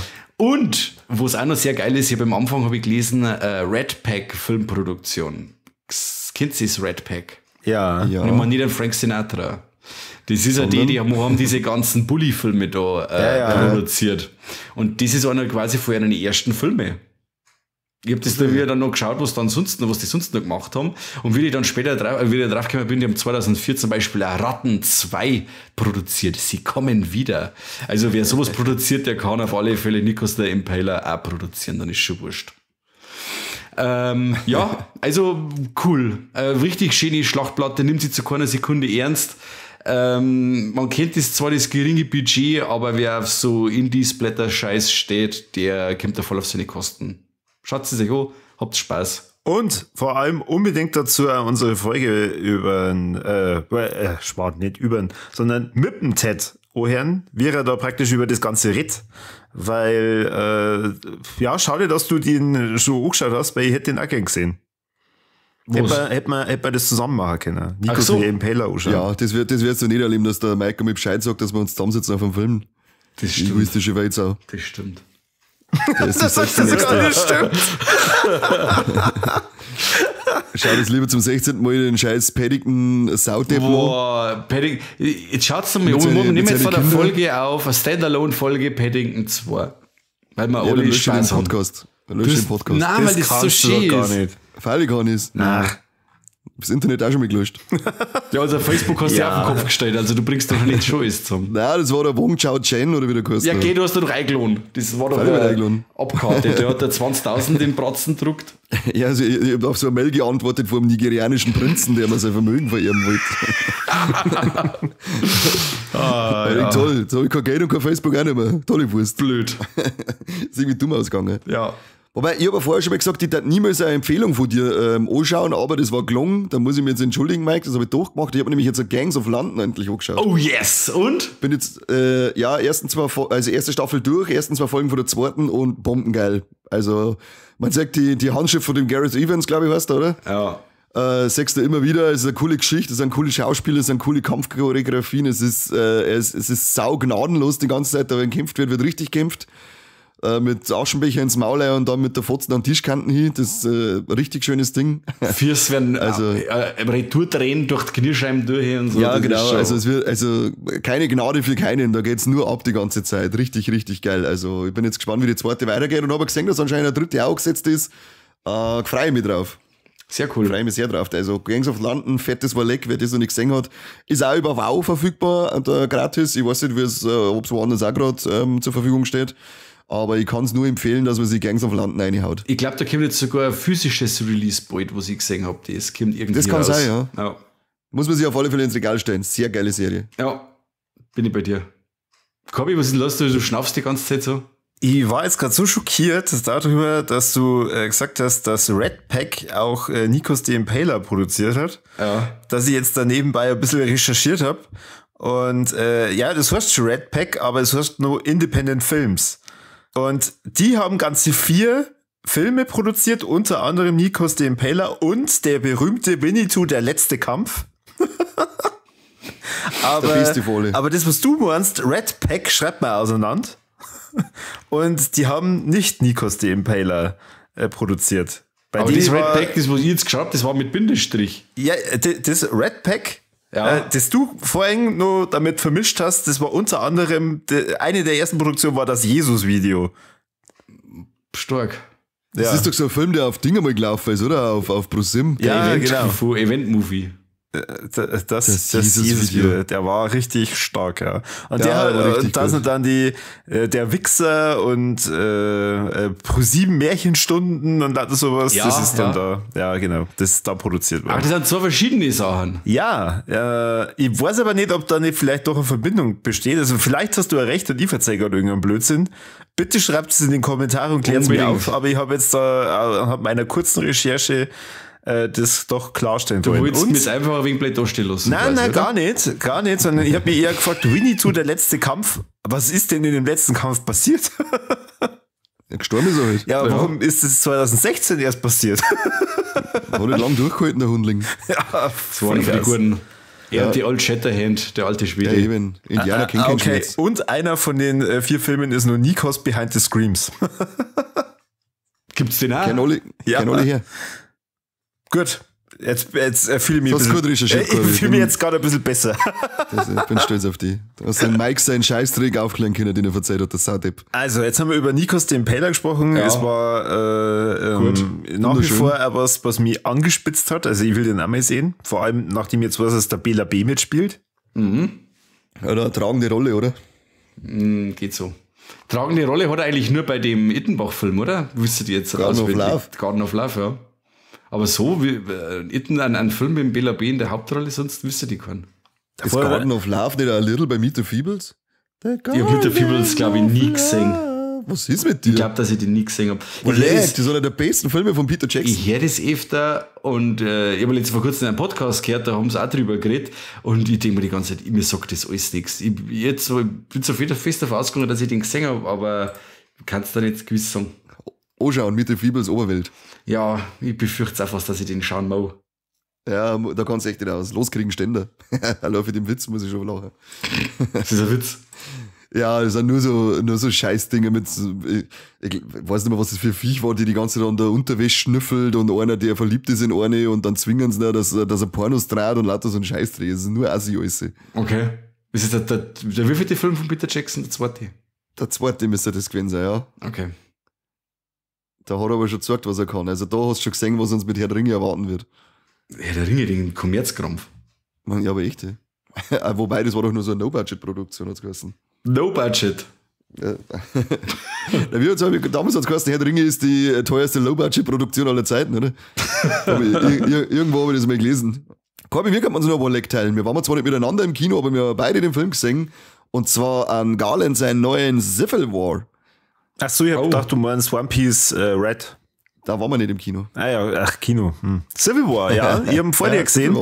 Es war super, weil der Karl und ich haben das ausgemacht, damit wir eine Folge drüber aufnehmen. Und dann habe ich mich noch vorher mit einem Kumpel von uns zum Essen getroffen und fahre dann hier und sagt dann noch, Mensch, der Kani, kommt mal wieder zu spät. Ach, der hat ja nicht gesagt, dass er nicht kommt. Danke. Wollten halt nicht mit dir sein. Ich habe lieber mit dem Seppi angeschaut. Ja, super, dankeschön. Ja, war schön. Auf jeden Fall. Dein dummes Geschwafel nicht hören müssen im Kino. Kirsten Dunst hat wieder mal bewiesen, dass sie noch lebt. Und auch eine. Schauen kann. Aber wie? Ja. Alter, fuck. Das war der erste Film, wo es mir nicht auf den Sack geht, muss ich sagen. Okay, echt? Weil Kirsten Dunst ist so eine von den Schauspielerinnen, die ich gar nicht leiden kann. War das keine gescheite Mary Jane oder was? Das mit Spider-Man, mit dem. Nein, war es auch nicht. Was, im Regensteh, ohne BH? Nein, das Verstehe war nie meins, muss ich sagen. Das war nie meins. Und, aber du hättest schon gern einen Spider-Man geküsst. Ja, natürlich. Ich hätte aber gehofft, dass er ein bisschen weiter oben hängt. Aber in dem Fall muss ich erst mal sagen, hey, geil, sie hat echt super gespielt. Coole Rolle gewesen. Diesmal ist mir nicht völlig auf den Sack gegangen. Ja, in Civil War bricht nämlich Bürgerkrieg aus, und zwar in den USA, und da geht's ziemlich ab. Und wir begleiten eine Pressecrew, die dann beschließen, weil es ist schon ein bisschen so Ende Bürgerkrieg, sie fahren jetzt mal nach Washington DC, um den Präsidenten zu interviewen, weil der wird wahrscheinlich das nicht mehr lang machen. Und der hat in den Monaten, wo dieser Bürgerkrieg lief, tatsächlich nicht so viele Interviews gegeben. Und also ein wenig zurückgezogen. Genau. Aus Gründen. Ich habe die ganze Zeit am Anfang nur gedacht, als diese Prämisse kam von der Handlung, hoffentlich hat der Trailer jetzt nicht einfach alles gezeigt, was praktisch an Action drin war. Aber ich muss sagen, ich bin sehr schnell da abgelenkt worden, weil der Soundtrack ist mega. Mhm. Der wirft dich gleich in so eine Stimmung rein, wo du die ganz unbehaglich fühlst und die ganze Zeit denkst, oh fuck, jeden Augenblick passiert denen was. Das mit dem, das erste Selbstmordattentat, schon, das ist so gestört. Ja. Ihre Flashbacks, die es dann sechst, wo es dann immer so denkst, Alter, wie kann ich das machen, dass ich da stehe und nur Fotos mache und den Leuten nicht helfe? Das ist eigentlich völlig gestört, so dass man das irgendwie durchziehen kann. Und sie verkörpert diesen abgefuckten Charakter Alter, richtig, richtig gut. Ja. Bis zum Schluss wirklich voll dabei gewesen. Und am Ende kommt auch gerade nur dieser sehr, sehr geile Action-Part. Ich finde, wenn man jetzt rein von der Erwartungshaltung vom Trailer in den Film gegangen ist, dann hat man auch das bekommen, was man sehen wollte. Am Schluss auf alle Fälle. Am Schluss wird dann nochmal sauber geschossen und geschäbert und es schaut gut aus, geile Soundkulisse, alles. Also das ist dann nochmal richtig fett und es ist einfach krass, wenn du das vorstellst, dass da direkt in der Stadt das Weiße Haus belagern und da umeinander bomben. Und ja, also vor allem dann der Schluss auch ziemlich krass. Weil, also was jetzt passiert, sagen wir jetzt natürlich nicht, aber das ist halt dann so krass konsequent, dass das Wichtigste bleibt, das Ziel von einer, den Präsidenten zu interviewen und das Foto zu beschießen. Ja. Das bleibt das Wichtigste, ganz egal was passiert. Und da habe ich ein bisschen so Nightcrawler-Vibes gehabt, mit dem Jake Gyllenhaal. Mhm. Also Civil war richtig, richtig gut. Ja. Das ist, also ich bin ausgegangen, ich war richtig geflasht, wie gut das der Film eigentlich ist. Da spielt doch halt der Moment von der Kirsten Dunst, der Jesse Plemons, oder? Ja, genau, der spielt ein Arschloch vor dem Herrn. Das ist was? Ja, das ist hier super geile Brainhaft. Ja. War leck. Ich hab die nämlich vor kurzem erst in einem anderen Film gesehen und ich denke mir die ganze Zeit, das ist eine ganz unangenehme Person ist das. Den, wenn ich so sehe, den mag ich gar nicht. Auch in dem Game Night, den habe ich gesehen. Game Night mit einem Batman und der war mega und er spielt da auch so einen totalen Psycho irgendwie, so eine ganz unangenehme Person und dann habe ich da jetzt das eben gehört, dass der da mitspielt und habe mir gedacht, hey, wenn der auf der bösen Seite ist oder irgendwie so einen zwielichtigen Charakter wieder spielt, dann ist das ganz was, ja. Ja, allein schon wer den nur aus Breaking Bad kennt, also schon, wow, fuck, echt. Allein, wenn ich wieder an diese Szene denke, da kriege ich Gänsehaut. Ja, und da auch, er ist so ein eiskalter Wichser wieder. Ja. Das ist echt, da möchtest du kotzen, nicht gerade wegen seiner Hackfresse. Aber das habe ich nicht gewusst, dass der mit Kirsten Dunst zusammen ist. Das ist ja ein riesen Altersunterschied. Der ist ja viel, viel jünger wie die Dame. Ja, hat sie sich einen Toyboy gesucht, hä? Krass. Hat sie sich einen Toyboy gesucht. Lisping. Als Beste an dem ganzen Film auf alle Fälle die Brände, die er aufgehört hat. Die möchte ich sofort auch haben. Der hat richtig gut ausgeschaut, die geile Raude. Ja, stimmt. Civil War ist übrigens, weil ich es hier gerade lese und das will ich hier niemandem vorenthalten, die teuerste Produktion nach Beau is Afraid. Von A24, wolltest du sagen. Von A24, ja, mit 75 Millionen US-Dollar. Wahnsinn. Ich glaube aber auch der bisher erfolgreichste Start von einer A24-Produktion, oder? Ist das noch Low Budget? Ist das noch Low Budget? Ist das noch No Budget? Ist das noch Budget? Ja, 75 Millionen ist jetzt nicht Low Budget. Na. Ja, alles unter 100 Millionen ist low. Get low, Ich glaube, ist das so? Weiß ich nicht, keine Ahnung. Aber man kann sich auf alle Fälle vor dem, was ich jetzt festgestellt habe, vor dem Garland kann man sich alles anschauen. Der Typ ist Wahnsinn. Der hat noch keinen schlechten Film gemacht. Hat der eine Monsters gemacht? Nein, das war der Gareth Edwards, glaube ich, heißt der. Ich bringe die zwei Vollidioten immer durcheinander. Immer. Heißt noch fast gleich, ja. Ja, verdammt nochmal. Da klangt mir hier nicht, da bin ich zu blöd. Den Klangt Ex nicht. Machina hat er gemacht Sehr und gut. Auslöschung. Oh ja. Auslöschung. Fand ich super. Man war sein Werk vorher noch. Und er hat anscheinend, Super. oh ja, yeah, richtig geil, Man war Bombe. Ja. Und dann gibt's noch Devs, das ist eine Miniserie, die kenne ich jetzt aber selber nicht, die habe ich noch nicht gesehen. Der hat ja das Ist aber Drehbuch auch- geschrieben von die 28 Days and Weeks Later, oder? Meine hat er auch gemacht, oder? Ja, geschrieben hat er auch ziemlich voll. Nur von Days Later hat er es geschrieben. Days. Weeks Later hat er produziert. So Ja, Ist jetzt gut, auch der das dritte ist Teil alles. endlich angekündigt, gell? Glaube ich erst, Ja. wenn ich im Kino sitze. Dito, wie bei Thanksgiving, glauben wir erst, Ja, wenn es soweit ist, richtig. aber es ist wieder mal etwas aufgeflammt bei dem Thema, sagen wir Ja, so. bin ich gespannt. Ich schau mir's gerne an. Ja. Und schau der Civil War an. Also Unbedingt. Civil War ist sehr geil. Vor Aber- allem, weil es halt wirklich das ist wirklich so bei dem Film, entweder ist es Fiktion oder es ist eine Vision für Zukunft. Das Sequel schreibt dann die echte Welt so ungefähr. Kann ich mir vorstellen. Das ist so nah dran irgendwie an dem, wo es der Ernten vor allem, wenn du da Demos anschaust, wie die alle aufeinander reagieren und wie sie es halt dann da in dem Bürgerkrieg dann machen mit Leuten, die ihnen nicht passen. Ja, denk mal, genau so darf es wahrscheinlich ausschauen, der Ernten, wenn es wirklich eskaliert. Ich glaube das auch sofort. Also, ich glaube das sofort. Ohne Scheiß. Da wäre es nur cooler gewesen, wenn immer wieder so Sequenzen aus den anderen Ländern kommt, wo es da halt ganz ruhig ist, keine Ahnung. Und wie die dann da in Richtung USA schauen. Aber ich gebe da absolut recht. Also, das traue ich ja denen einfach zu. Ja, sofort. Ja, in Deutschland wird es nicht passieren, weil da steht der Kahn eben dann vorne und pulvert über Sandwiches, die nicht ganz Ja. aufgeschnitten sind. Das sind unsere großen Gegner. Und dann plündert man sofort sämtliche Bäckerlohn und knüpft was auf, die ganzen Schwanz. Wer hat das Sandwich aufgeschnitten? aber nur bis um 8 Uhr, weil dann geht's zur Arbeit. Dann geht's in die Arbeit, ja. Dann sind wir schließlich tüchtige Deutsche. Ja. Richtig. Dann Das gibt's bei uns Straßen nicht, wieder dass wir sauber. für so einen Schmarrn wie einen Bürgerkrieg die Arbeit auslassen. Richtig. Erst nach 16 Uhr wird geschossen. Zurückgeschossen. Apropos zurückgeschossen, ich habe mir nur einen ganz schlechten angeschaut. Was heißt schlechte? War einfach total unterwältigend, und zwar Equalizer 3.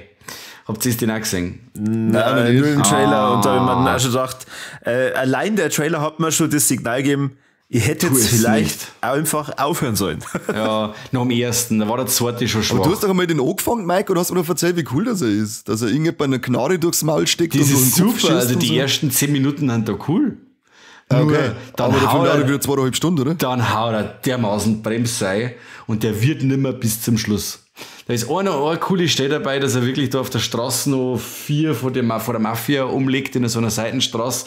Das ist dann wieder so, dass du sagst, oh yes, Film, jetzt bist du ab der Hälfte, und wenn es jetzt so kontinuierlich weitergeht, dann haben wir wieder so bei Teil 1. Der hat ja auch ein bisschen gebraucht, bis er in Fahrt gekommen ist, und dann ist es so richtig rund gegangen. Und das ist leider in dem Fall überhaupt nicht der Fall. Also das ist...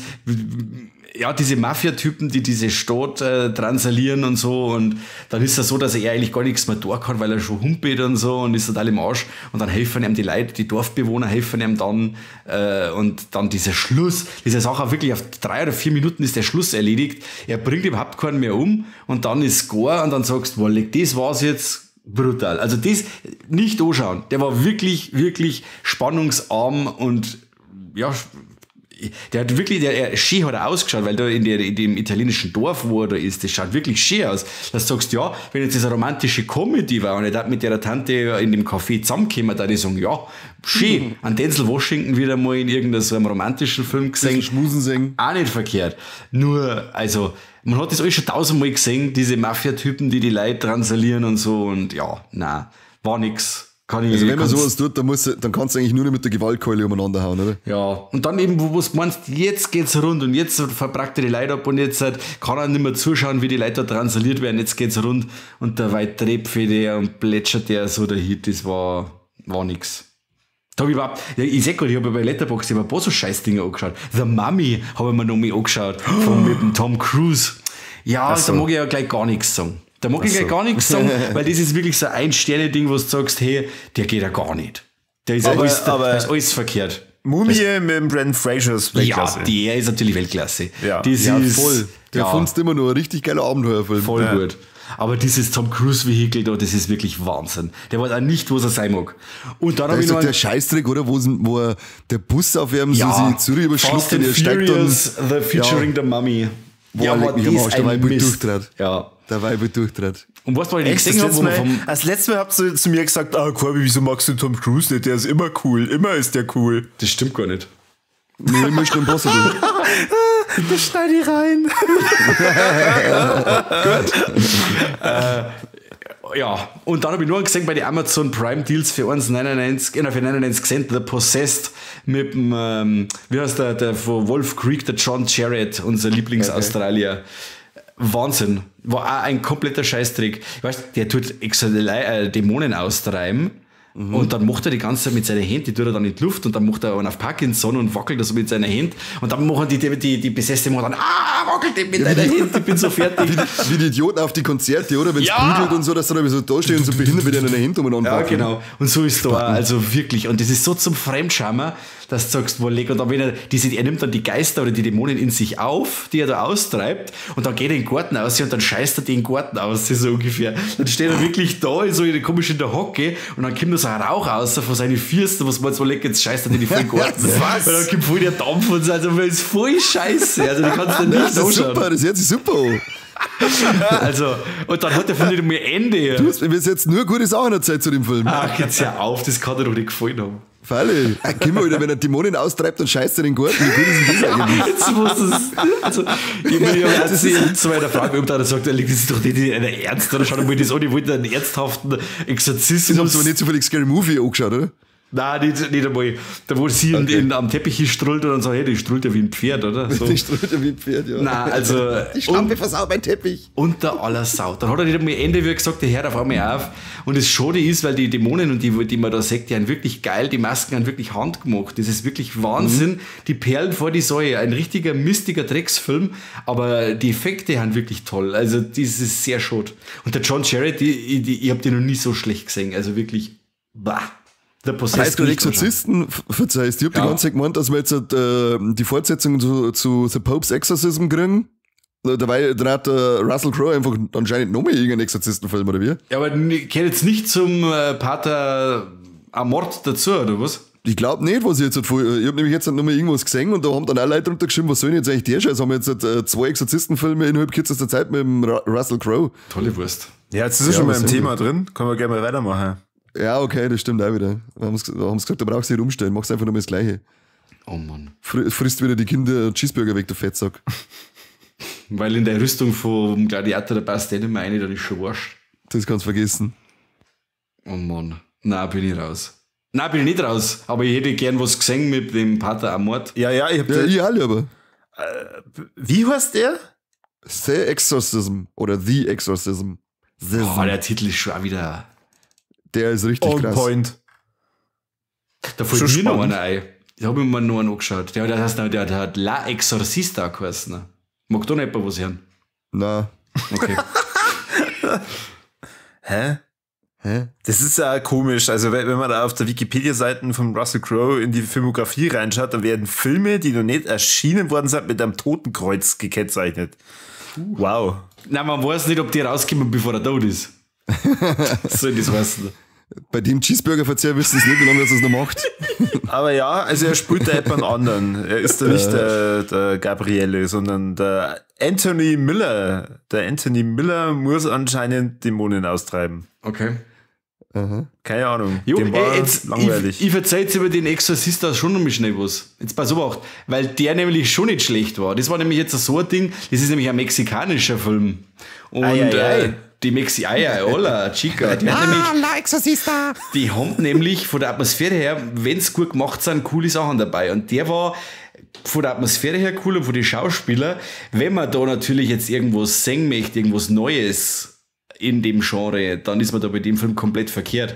Aber wenn man mir einen coolen Mash-up singen möchte, so aus Insidious, Conjuring und ein paar so Kameraeinstellungen von Evil Dead Hand dabei und ein wenig blutig ist und und es ist, ergeben sich schon teilweise so ein Vibe wie bei Supernatural oder so. Es ist schon fast so, dass diese Nonne, die diesen Dämonen austreiben möchte, schon, wegen so einen übernatürlichen Touch hat. Also, sie macht schon, sie kommt so Powerfrau-mäßig um und das fand ich mega. Da geht es im Endeffekt darum, dass eine Nonne in ein Dorf kommt und sie wird dann aufgefordert nach einer Zeit, dass bei einer Frau schauen soll, wie es der geht und so, und dabei ist die quasi schwanger und ist von einem Dämon besessen und der Dämon möchte das Kind haben. Und sie muss halt jetzt da schauen, dass diesen Dämon da rausbringt, ohne dass das Kind zu Schaden kommt. Im Garten ausgescheißt. Ja, das ist der andere Film. Also. Und da ist dann wirklich so, dass diesen Dämon dann rausbringt, aber der möchte immer wieder in diesen Körper zurück. Ja, der war wirklich cool. Das ist so ein Ding, den kann ich empfehlen. Der war schön. Der war schön gemacht, der hat schön ausgeschaut, der war sauber geschauspielert. Also wer von diesem Exorzismus-Ding noch nicht die Nase voll hat und wieder mal was Cooles sucht, dann soll er sich La Exorcista anschauen. Schön. Der hat Laune gemacht. Wo hast du den gesehen? Auf Blu-ray. Von Bush Media hat den gebracht.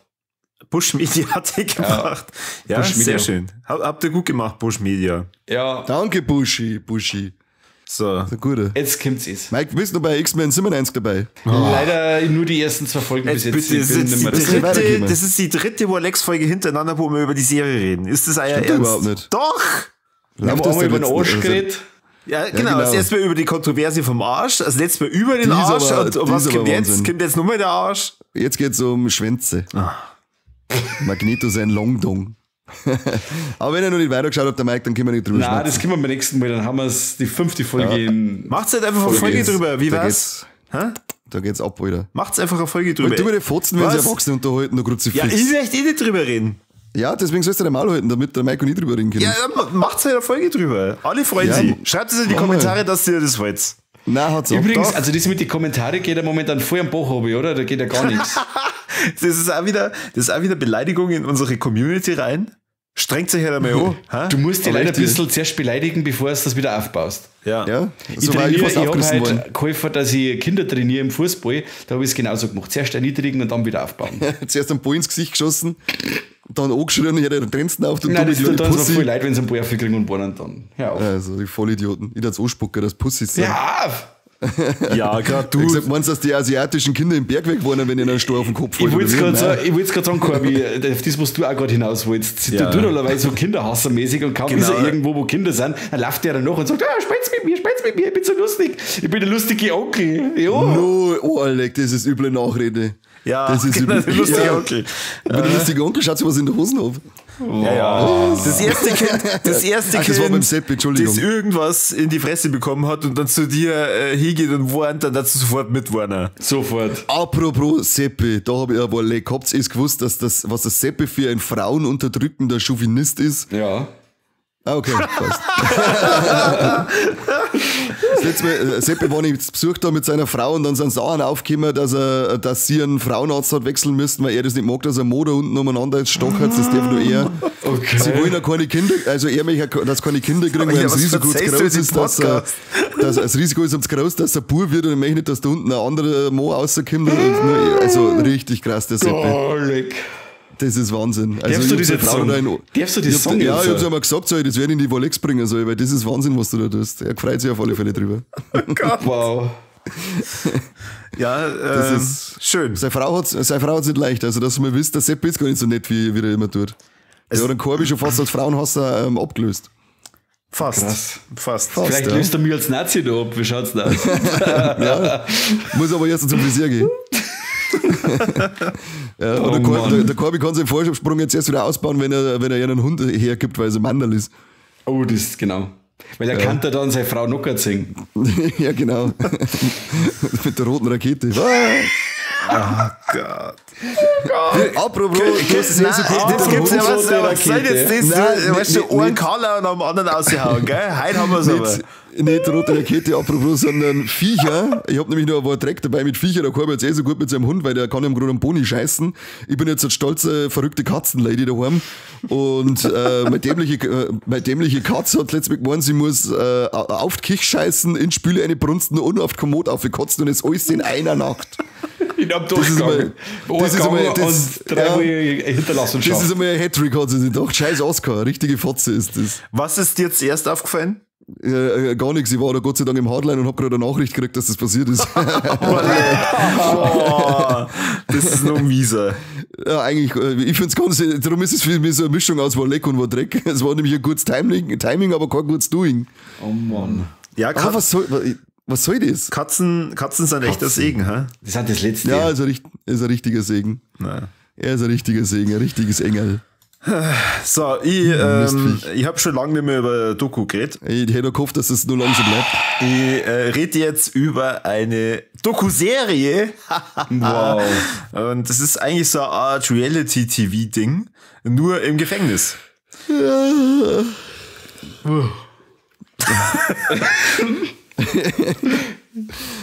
Ich hab nur gehen, weil es schon so spät ist, halb 11. Komm, erzähl. Du bist sauber spät gekommen, wir haben jetzt spät angefangen, darum bin ich jetzt schon mehr als normal. Ja, das löse ich erst am Ende auf. Unlocked a Jail Experiment habe ich mir angeschaut.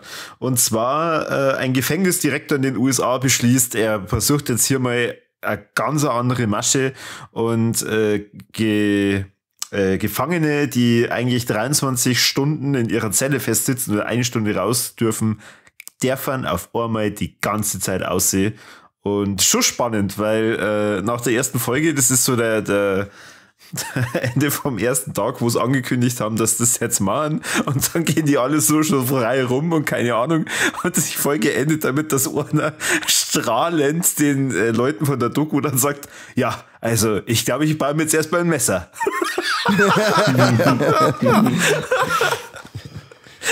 Ja, super. Ja, das ist einmal was ganz was anderes, wenn du kurz Zahnbürsten mehr anspitzen musst. Das ist einmal. Nein, das meint er ja, er baut ein Messer. Das meint das war endlich mal wieder ein gescheites Messer, nicht mehr Zahnbürsten hernehmen. Ja, der einer hat das dann aus dem Kamm gemacht. Draußen aber jetzt, oder wie? Ja, also, die dürfen dann alle raus. Die Beamten sind da nicht mehr dann vorhanden. Die beobachten das halt dann nur noch. Es ist wirklich ein Experiment. Und es natürlich passiert ist, dass Leute, die eigentlich die ganze Zeit umeinander stänkern dürfen und sie ja vor nichts fürchten brauchen, weil sie werden ja überwacht und sie sind ja da 23 Stunden lang in ihrer Zelle, passiert halt dann, dass sie einer die ganze Zeit mit anderen Leuten liegt und die finden das gar nicht so cool. Also sie sind, jetzt pass auf, jetzt muss ich nicht mehr nachhaken, die sind draußen vor ihren Zellen, sie dürfen im Gefängniskomplex umeinander laufen, ja, wie sie wollen, oder? Ja, genau. Ich hab die ganze Zeit gemeint, die dürfen raus aus dem Gefängnis und haben Freigang und so und nur dazu. Nein, also sie sind immer noch auf eigentlich engem Raum, aber es kann sich ja keiner mehr schützen. Also es gibt halt keinen Schutz mehr. Die müssen halt jetzt miteinander klarkommen. Und einer hat ja dann so viele Probleme irgendwann, weil er halt dann sehr stark gemobbt wird und ich bin eigentlich schon davon ausgegangen, das endet darin, dass sie ihn halt dann einfach umbringen, dass er halt dann offen vor die Kamera sein Messer baut und dann dem irgendwann dann und sagt, schau mal, wie scharf das ist, haha, toll. Und den führen es dann komischerweise ab. Das ist unfair. Ja, voll. Also es ist auf jeden Fall irgendwie schon interessant. Es nimmt jetzt immer stärker ab. Ich bin noch nicht ganz durch. Also irgendwie habe ich was Blutigeres erwartet. Aber ich bin ja auch froh, dass das nicht passiert. Also, ich wollte gerade sagen, es ist ein Doku und erwartest du was Blutiges. Ja, die trauen sich da schon einiges. So. Die trauen sich da schon einiges, ey. Die gehen in die Zellen rein, die reden mit den Leuten. Voll die sind geisteskrank. Ja, voll. Mit den Leuten auch noch reden. Ja. Aber ich habe da immer so leichte Parallelen gefunden, wenn man halt einfach so mehrere Stunden, Mike, du wirst dich daran erinnern, mit dem Kani verbringt. Auf engstem Raum und dann entwickelt man ja dann auch schon so leichte Aggressionen irgendwann. Wir dürfen auch keinen Kamm nicht geben. Er er stänkert Ohren die ganze Zeit und irgendwann merkt er dann, oh fuck, ich kann jetzt hier gar nicht raus, die Kanten zurückschlagen und so und ja. Ja. Aber wir wissen ja jetzt, was wir das nächste Mal dann, dass es sich aufregt. Wir geben ja einfach ein Sandwich, das nur an einer Seite aufgeschnitten ist und dann explodiert er. Regt mich richtig auf. Ich gebe mir, wenn es auf keiner Seite aufgeschnitten hat, das ist aber kein Sandwich, das ist einfach nur ein Semi. Oder man kann da so innen einschneiden und das Zeug innen einlegen. An dem Tag habe ich auf alle Fälle noch gesaugt und da war dann so ein kleines Shoutout an den Erfinder, der die selbst aufrollende Trommel ins Staubsauger eingebaut hat. Das ist eine von den besten Erfindungen, die es gibt. Hast du das immer nur einen Staubsauger mit einem Kabel? Auch, also ich habe zwar einen Saugroboter, der rumfährt, aber für ein Keller, Treppenhaus und so weiter brauchst du jetzt so einen Sechern. Okay. Und ein kleiner Shoutout an den Erfinder, das ist so schön, du musst dich nicht bugeln, du ziehst da mal an, das saugt es einfach ein. Mag ich. Das ist einfach mal so eine kleine Erleichterung im Leben, für die bin ich dankbar. Okay. Ich bin den für die Akkusauger, den bin ich dankbar. Habe ich noch keinen Gescheiten erwischt. Haben wir mal ein Vorwerk, Kobold, was der Geier, der saugt alles. Ja, aber der kostet 8.000 Euro, oder? Der edle Mike, der hat gern Kobold. Der Sauginator, Baby. Der hat Geld zum Saufuhren, der Kerl. Krass, der kann sogar seine Katze zum Kastrieren schicken, ohne dass kastriert wird. Mir wundert es dass er dafür Geld zahlt. Oder Mike hat es so eingeschätzt, dass er zu irgendeiner Facke-Kastrationsanlage schickt. Oder selber machen 2 Steine zusammenschlungen einfach, oder? Kurz das Sackleid zwickt und auszuschneiden, wie bei die Fackeln. Warum soll der Kasten deswegen betäuben? Bitte. Jetzt wird dann bald unser Podcast. Ich unterstütze dieses System und dann wollt ihr es nicht hören, weißt du? Jetzt wird dann bald unser Podcast gesperrt von Peter, keine Ahnung. Peter kann nichts sperren, die haben auf nichts Handhabe. So. Wir rütteln nur Wachkorbi, mit dem wir es nicht befürworten. Genau, wir sind wie die militante Veganerin, wir sind nur am Wachrütteln. Jetzt hör auf, die Tante ist ja Wahnsinn. Und ich werde jetzt nicht über die Frau reden, aber mehr sage ich nicht. Hast du ein Ding ein Abo bei OnlyFans abgeschlossen? Der OnlyFans? Hast du es nicht mitgekriegt? Nein, ich krieg da gar nichts. Ich hab die einmal gesehen mit dem Starken, mit dem Markus, den Bodybuilder, und mit dem ist beieinander gesessen und der hat alles widerlegt, was sie gesagt hat. Und normalerweise bringst du die nicht statt, die redet ja in einer durch und irgendein Scheißdreck. Und dem ist nicht hergeworden und das habe ich dann lustig gefunden, aber ich schaue mir von der nicht mehr an. Ja, nicht mehr. Weil es ist ja dann irgendwann, ich habe das am Anfang ein bisschen angeschaut. Das ist, was heißt widerlegen? Du kannst eigentlich, ich bin schon so der Meinung, dass du das nicht wieder, also dass sie recht hat mit dem, was sie sagt, weil selbst umbringen ist immer scheiße. Da hat man nie recht in dem Sinn, aber es ist halt jedes Mal das gleiche Schema. Irgendwann langweilt es einfach zum Zuhören, das was da verzeiht, den Leute, weil es ist jedes Mal das Gleiche. Darfst du einen Menschen da essen? Ja, da die auch. Ist mir scheißegal. Leg mal ein gescheites, knuspriges Wammerl her. Ist mir wurscht, was du ausgeschnitten hast. Ja. Wen redest du? Es tut mir leid, ich weiß nicht. Diese militante Veganerin, kennst du nicht? Nein. Heißt die so? Ja, die nehmen sie so, weil sie Militante. Ja, genau. Die nehmen sie halt so, weil er genauso auftritt. Also, sobald die irgendwie mit jemandem ins Gespräch kommt und fragt ihn, ob er vegan lebt und sie sagt, nein, dann geht's halt los. Und du bist ein Mörder und ein Sklaventreiber und darfst du Menschen essen und warum und du bist unterstützt, dass Kühe vergewaltigt werden und so. Ja, du hast ja in allem recht, was du sagst. Da kann man nicht drüber streiten. Aber ich kann es nicht nur mehr hören, weil es halt einfach mittlerweile 800 Mal gehört, aber jedes Video gleich ist. Also kein Podcast bitte. Weniger, wenn dann OnlyFans. Was macht die bei OnlyFans? Ja, das, was du bei OnlyFans erwartest, das macht. Jetzt ohne Schmarrn. Seh. So ganz immer so, seh. Red die dann beim Mausen genauso viel wie in die Videos. Da kriegst du einen Vogel. Hab ich nicht gesehen. Da hat er einen Schwanz im Mund gehabt, das Video, was ich gesehen habe, dass ich schmerzen kann. Ich überlege, die ist kein Fleisch. Ja, sie hat er nicht geschluckt. Habt ihr sonst noch was, Leid? Nein. Ja, jetzt so in Stände. Oh nein! Das ist so schön. Das ist so schön. Das ist ein schöner Abschluss von der Überlegung. Unsere Hörer haben nach den Folgen sicher auch immer erregte Bereiche. Ja, ganz bestimmt. Ich glaube, dass sie die meisten in so Messer schmeißen. Ja, in den Kamm. Weil dann freue ich mich, hier abmoderieren zu dürfen. Bitte, ganz schnell. Ich verrate dann jetzt nur, wieso meine Kollegen warten mussten. Ich wusste einfach nicht, dass wir heute aufnehmen. Jetzt hast du doch den guten Kalender, du Pfeife. Ich wollte gerade sagen, er ist so ein Vollidiot. Ja, das ist ja das Lustige dran. Das ist voll lustig. Ich habe mich heute in der Früh schon gewundert, wieso kriege ich denn das heute? Wir nehmen normalerweise immer Dienstag auf. Heute ist Montag, das kann nicht sein. Wir haben ja in der Gruppe auch gerade 48 Mal drüber geredet. Es nimmt aber morgen die einen Talkthrough auf, oder? Ja, das genau. Das weißt du aber schon. Das weiß ich, ja. Und deswegen habe ich mir gedacht, oh na, morgen wieder Doppelfolge aufnehmen. Oh, das wird anstrengend. Scheiße. Und als dann die Nachricht gekommen ist, wo bleibt der Link, hast du gedacht, oh fuck. Dann habe ich mir gedacht, warum nehmen wir nicht am Montag auf? Ich hasse die so viel. Ja, ich finde es super. Gut, alle haben gelacht, oder vielleicht nur ich. Von dem her, es war eine Freude, diese Woche mit euch zu beginnen. Mike, die Ehre gebührt dir. Was darf von unseren Hörer denn sonst noch so da? Überall, wo man irgendein Plus drucken kann, wo man irgendetwas liken kann, da sucht's uns, liked uns, herzt uns. Onlyfans natürlich. Macht's ein Steady-Abo, damit wir mir noch besser, schneller und stärker werden können, wenn wir sowieso schon sind. Und wenn ihr auf irgendeinem Festel seid, empfiehlt es uns weiter, weil Mundpropaganda, meine ich, ist eine der besten Propagandas, die es gibt. Die ist super, ja. Die ist super. Ja, bestimmt. Ja. Voll. Schickt uns Geld per Post, per PayPal, immer her damit. Oder Essensgutscheine. Essensmarken vor der Tafel war auch nicht schlecht. Oder vom Burger King. Ja. Oh, ich hätte jetzt richtig Bock, ich glaube, ich ruck jetzt mal aus. Okay, mach das. Dann war wieder mal eine Freude mit euch und dann kann ich nicht mehr sagen als vielen Dank fürs Zuhören und bis zum nächsten Mal beim besten Podcast.